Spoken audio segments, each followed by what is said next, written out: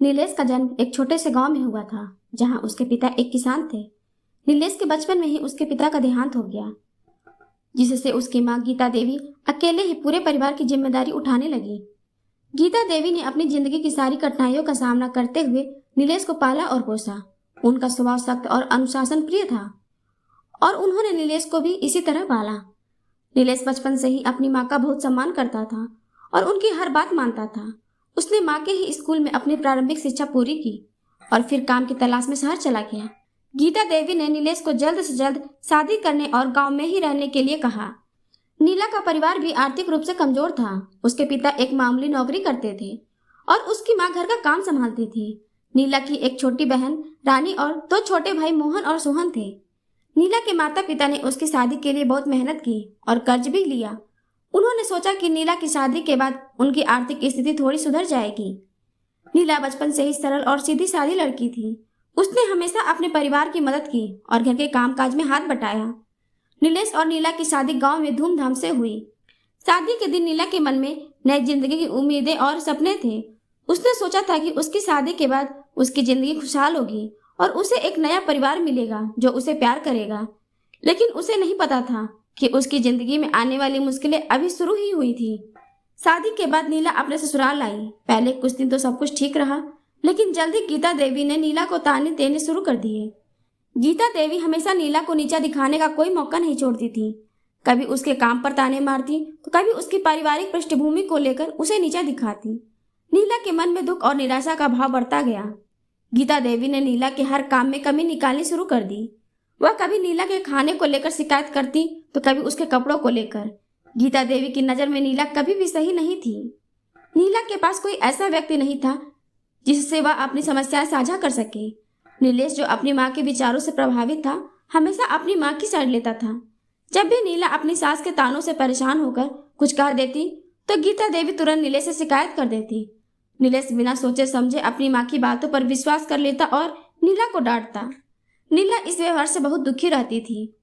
नीला बहुत ही मुश्किल समय से गुजर रही थी। वह अपनी सास और पति के अत्याचार सहन करती रही, क्योंकि वह नहीं चाहती थी कि उसके मायके वाले परेशान हों।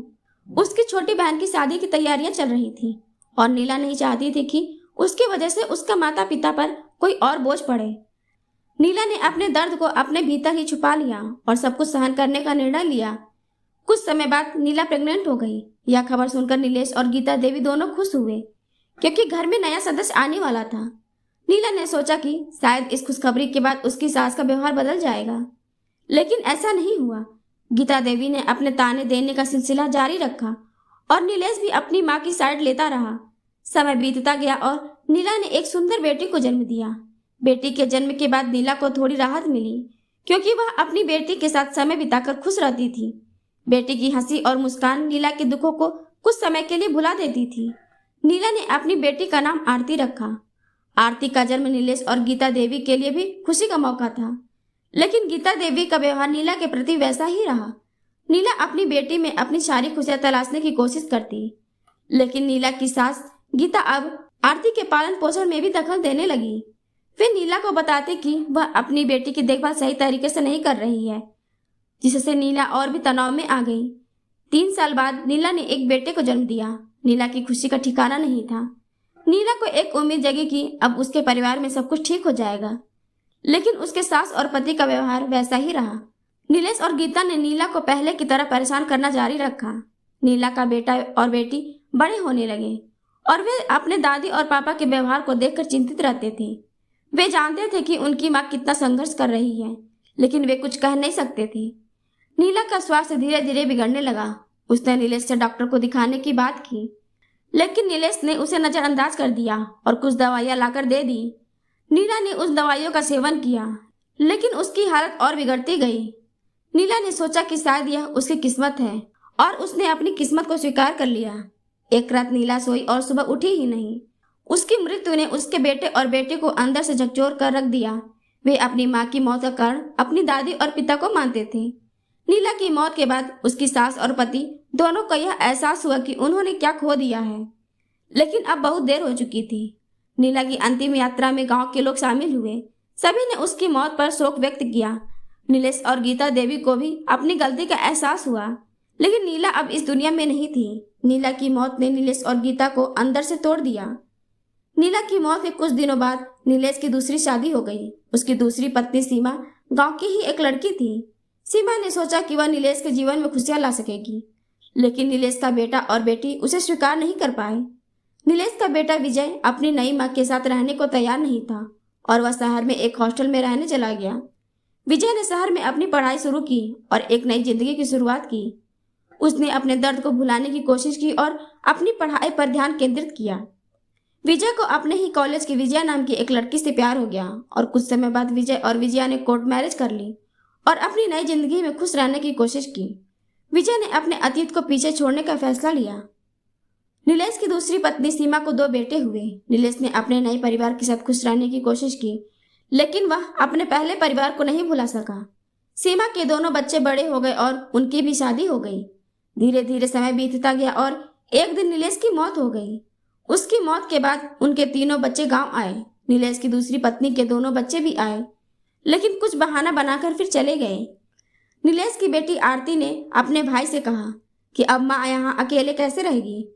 इस पर विजय ने पहले कोई जवाब नहीं दिया, लेकिन आरती के बार बार कहने पर विजय ने अपनी सौतेली माँ को शहर ले जाने को तैयार हुआ। विजय और विजया ने अपनी सौतेली माँ सीमा को शहर ले जाकर अपने साथ रखा, लेकिन विजय के दिल में हमेशा अपनी माँ नीला के प्रति गहरा दुख बना रहा। विजय अपनी सौतेली माँ सीमा को देखना भी पसंद नहीं करता था, जबकि सीमा विजया को बहू नहीं अपनी बेटी की तरह मानती थी। कुछ दिनों बाद विजया प्रेग्नेंट हो गई। सीमा ने विजया की देखभाल अपनी बेटी से बढ़कर किया और जब डिलीवरी हो गई तो विजया के साथ साथ उसके बच्चे की भी देखभाल की। यह सब विजय नोटिस करता था। समय के साथ विजय के मन में अपनी सौतेली माँ के प्रति थोड़ी इज्जत बढ़ने लगी। सीमा ने भी इस बात को समझ लिया था और उसने अपने बच्चों के साथ खुश रहने की कोशिश की। आरती की शादी हो चुकी थी और वह अपने ससुराल में रह रही थी। उसने अपने परिवार की देखभाल करने और अपनी माँ की यादों को संजोए रखा, लेकिन उसकी जिंदगी भी आसान नहीं थी। उसकी सास भी गीता देवी जैसी सख्त और ताने देने वाली थी। आरती ने अपनी माँ के संघर्षों से सीखा था और उसने ससुराल में अपने लिए एक सम्मानजनक जगह बनाई। आरती ने अपनी माँ की तरह सभी कठिनाइयों का सामना किया और अपने पति को अपनी माँ की कहानी सुनाई। उसने अपनी माँ की मौत से सीखा कि कैसे एक महिला को अपने आत्मसम्मान के लिए खड़ा होना चाहिए। आरती और विजय ने अपने बच्चों को भी यह सिखाया कि वे हमेशा अपने अधिकारों के लिए खड़े रहें और किसी के अत्याचार को सहन न करें। उसने अपने बच्चों को भी अपनी माँ नीला की कहानी सुनाई और उन्हें सिखाया कि वे हमेशा अपने परिवार का सम्मान करें और किसी को भी अपनी माँ की तरह तकलीफ में न देखें। विजय ने अपने पिता नीलेश को कभी माफ नहीं किया। विजय, विजया और सौतेली माँ सीमा एक साथ खुशी खुशी एक परिवार में रहने लगे।